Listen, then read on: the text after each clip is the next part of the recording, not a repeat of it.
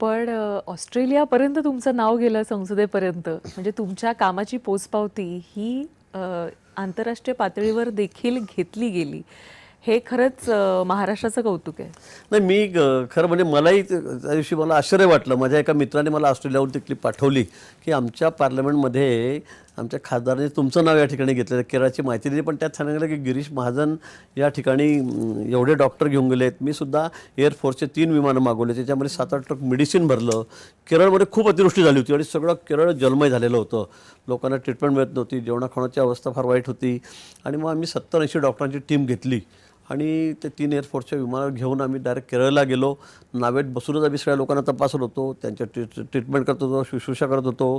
कोणाला लागलेलं होतं, कोणाचं काय, सगळ्यांवर आम्ही सगळं साहित्य सोबत नेलं होतं, मेडिसिन सोबत नेलं होतं. आणि 8-10 दिवस आम्ही त्या ठिकाणी थांबलो.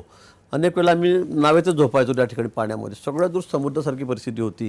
आणि म्हणून त्यामुळे मग सगळ्या न्यूजपेपरने, विशेष करून टाइम्स ग्रुपने वगैरे आमचे सगळे फोटो टाकले होते, नावं दिले होते.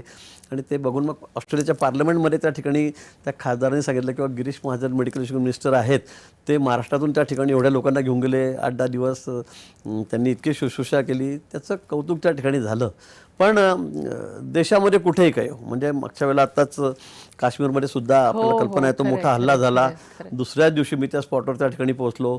उत्तराखंडमध्ये लँडस्लायडिंग झालं, इतकी भयावह परिस्थिती होती. पण अशाही परिस्थितीमध्ये दगड बाजूला करत करत JCB पुढे ठेवून मी तिथपर्यंत त्या ठिकाणी गेलो. आपल्या लोकांना आपण बाहेर काढून आणलं, काश्मीरहून आणलं. आपल्याला मागे इरसेलवाडीमध्ये मागे खोपोलीच्या जवळ लँडस्लायडिंग झालं रात्री. मला शिंदेसाहेब मुख्यमंत्री होते, त्यांचा फोन आला.